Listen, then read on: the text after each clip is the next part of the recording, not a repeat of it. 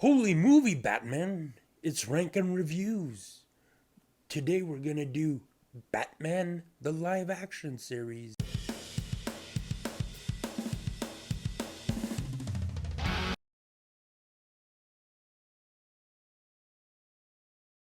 Batman and Robin. This movie makes no damn sense. It was campy and was funny to watch. I personally like George Clooney as Bruce Wayne. He plays a rich playboy like he used to be in the 90s, but his Batman is really underwhelming. He doesn't give a deep voice to the Dark Knight. Like, he just plays George Clooney. Hello, I'm George Clooney. And the villains are really, really bland and kind of stupid. Okay, maybe Arnold Schwarzenegger's charm passes through a little bit through Mr. Freeze, but he is the master of one-liners. You can't fail them. What have they done with Bane? The story is all over the place. They have 10 different subplots within the subplots that doesn't lead to anything. The costume design and makeup is really over the top. Bat nipples.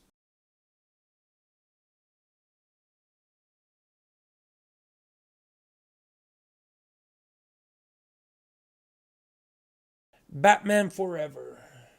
Tim Burton got set aside to be replaced by Joel Schumacher. I don't hate the director. Falling Down is one of my favorite films ever.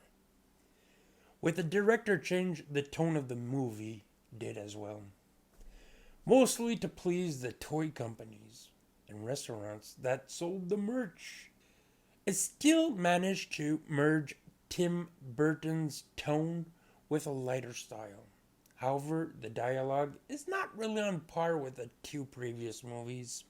Val Kilmer replaces Keaton as Bruce Wayne. He does a competent job with what is given to him.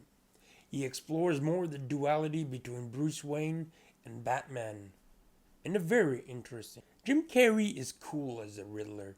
He goes with the campy, silly vibes of the film. The character with who I have a little issue with is Tommy Lee Jones. He was simply miscast. I guess it would have worked better if he were more serious, and it would have been a great contrast with Jim Carrey. Overall, the plot is okay. They introduce Robin. The Riddler uses a device to steal everybody's mind. Two-Face is just there to be there. He doesn't really have anything to do. And Chase is being played by Nicole Kidman, who is the love interest. She ain't no Michelle Pfeiffer, but does a good job. The music is cool. The costume designs are cartoony. One of the most positive things about this movie, it gave birth to Kiss from a Rose.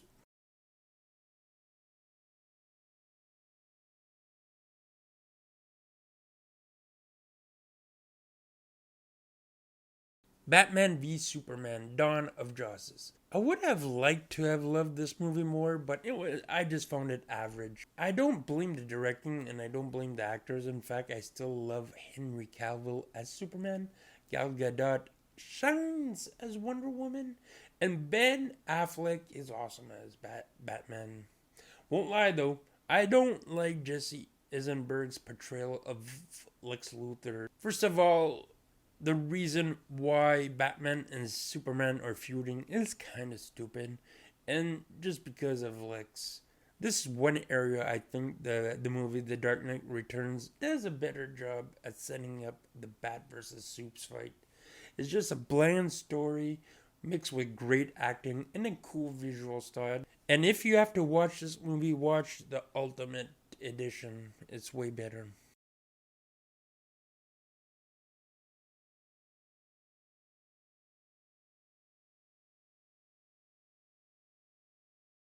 Batman 1966.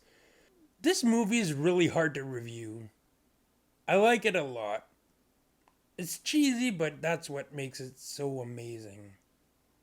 Adam West and Burt Ward reprise their iconic roles from the television series.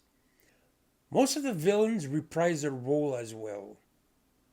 How can you not love the forgettable scenes like the shark attack? and the bomb disposal scene. Sometimes it's hard to get rid of a bomb.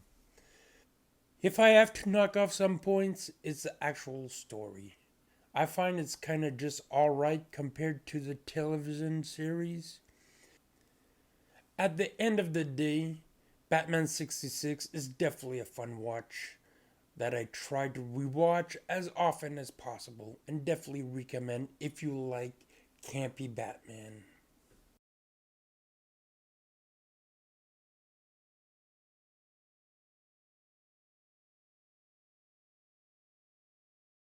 The Dark Knight Rises, the final movie of the Dark Knight trilogy. I kind of have issues with this movie, but don't get me wrong, Christopher Nolan still did a great job. It was beautifully shot and directed. The actors are still great. My issues lie with the script. Bale plays a broken Bruce Wayne, and just not mentally, but physically as well. He is bitter and became a hermit in his own home until Batman is called back into action. Here he joins his voice again. It's between the excellent voice from Batman Begins and the deep voice from Dark Knight. And this is something I don't understand. Alfred, who is still played by the excellent Michael Caine, wants Bruce Wayne to go out and be active at the end of the previous film. He wanted to keep on crime fighting, but now he becomes upset on why Bruce started being Batman again. We are presented to the main baddie, played by the excellent Tom Hardy. His attitude is menacing. My only thing with Bane is the voice. He kind of sounds like Scar from the original Lion King. Makes him a little bit less scary. He's still a great villain, but just not as good as those presented in the previous films. Anne Hathaway is cool as Catwoman. She offers a solid performance, but unfortunately not as interesting as a character previously played by Michelle Pfeiffer. Other villains come into play, and I don't really want to spoil it. Story-wise, certain things I kind of find hurting the film. For example, the Batplane is kind of too futuristic for the grounded reality of the franchise. But those are just little nitpicks.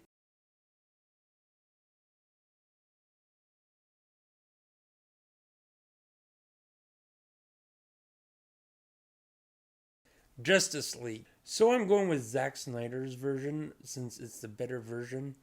I love the Snyder Cut, and this comes from a man who thought Man of Steel and Batman v Superman were average movies. With 4 hours, Snyder had the time to explore the lesser known characters like The Flash and Cyborg, who didn't have a solo film yet. Speaking of these characters, they have bigger parts in this version.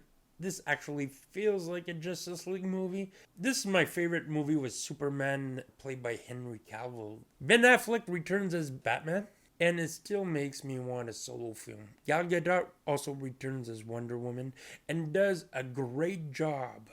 Best appearance since the first Wonder Woman movie ever. Ray Fisher gives a good performance as Cyborg. An emotional journey with his father, something that I find really relatable. Jason Momoa is still badass as Aquaman, and I really adore Ezra Miller coming in with a fresh rookie attitude.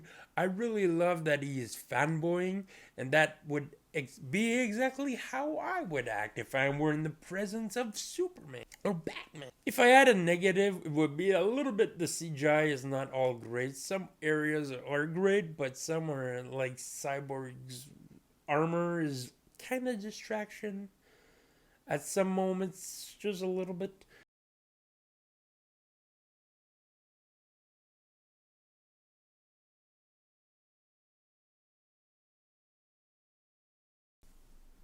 Batman 89. Tim Burton was assigned to make a Batman film. It was a bold but amazing decision. As much as I love the campiness of the 66 movie with Adam Ward, the movie, this one that made me fall in love with the character of the Dark Knight. Burton brought his unique, artistic, and flavor to build an incredible vision for Gotham City. It blew so many minds that it influenced an amazing animated series. Michael Keaton stars as the Cape Crusader. He's simply badass as Batman. He got the voice down perfectly and the badass side of him. As Bruce Wayne, he gets the job done. Let's face it, this is more Jack Nicholson's movie. I love both of their performances. And can we praise the makeup artists who created the Joker and also the costume designers who created the Batsuit? The 89 Batsuit remains my favorite Batsuit ever. And please don't get me started on how awesome the Batmobile is in this. The soundtrack composed by Danny Elfman is superb. Great action scenes combined with a great artistic flavor makes this a great entry. And let's just appreciate Billy D. Williams as Harvey Dent.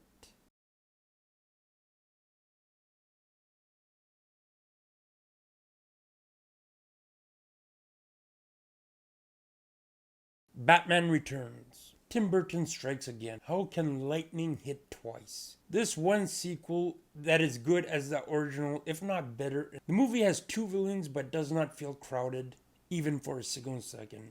Both of them backstories are really perfectly explained. The Penguin story is explained during the opening credits, which do not take time during the film, which is brilliantly done. We may see his parents for a few minutes before the credits, but that's about it. It's enough to understand the character perfectly. While the Catwoman is more visited during the film and is tied to the Penguin, so having both of the villains don't feel like overcomplicating the plot, Danny DeVito is brilliant. He doesn't play the Penguin in a cartoon way, but rather a horror villain. And Michelle Pfeiffer is simply perfect. Michael Keaton returns as Batman and is just as good. He just sits there alone, waiting for the bat signal. The art style and the music are simply brilliant. Like the first movie, makeup and costume design are just really, really amazing. Just look at the Penguin, Catwoman, and the henchman's costumes. Due to the villains being so good with the relation between Batman and Catwoman, and the addition of Christopher Walken, I prefer it to the original.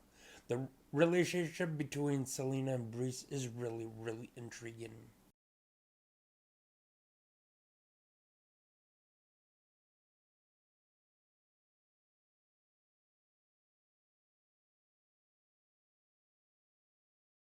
The Dark Knight.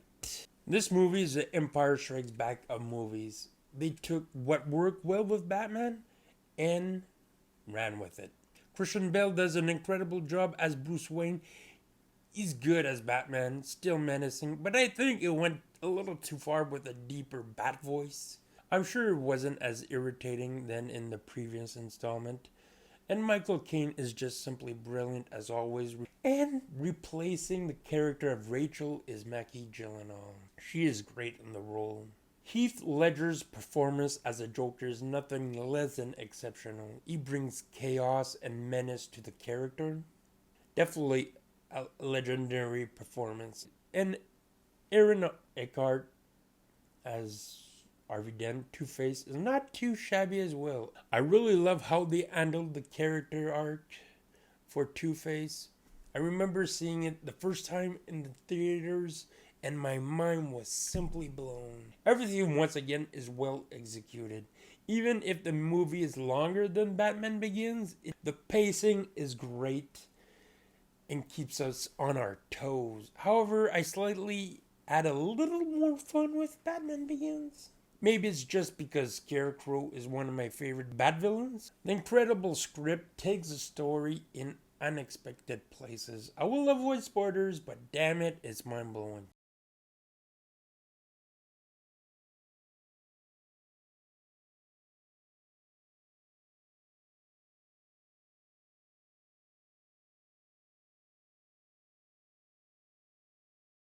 Batman Begins. I love this movie. Everything from the writing to the acting is top notch. Christopher Nolan does an incredible job in grounding Batman to reality while still being entertaining. It's definitely a breath of fresh air. It starts out with Bruce Wayne leaving Gotham for 7 years after hanging in the bad parts of the world. He ends up training with the Leagues of Shadows. Usually when it takes this much time introducing the superhero, it's not really entertaining. But this is not the case. Excellent writing and the amazing acting from Liam Neeson and Christian Bale. Everything sticks together perfectly. Back at Gotham, he becomes Batman with the help of the amazing Michael Caine, Gary Oldman, and even Morgan Freeman. Bruce starts tonight crime fighting. We are introduced to the Tumbler, my second favorite Batmobile. I'm sorry, nothing beats the 89 Batmobile. Christian Bale knocks it out of the park, both as Bruce Wayne and Batman. And this is a case where multiple villains can work.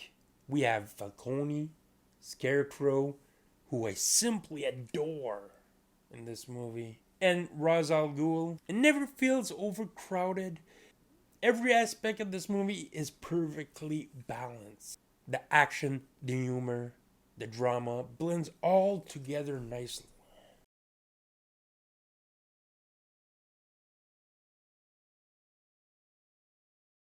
Thanks you for watching. If you like this, please give a like, share, subscribe. My next ranked review series is going to be James Bond.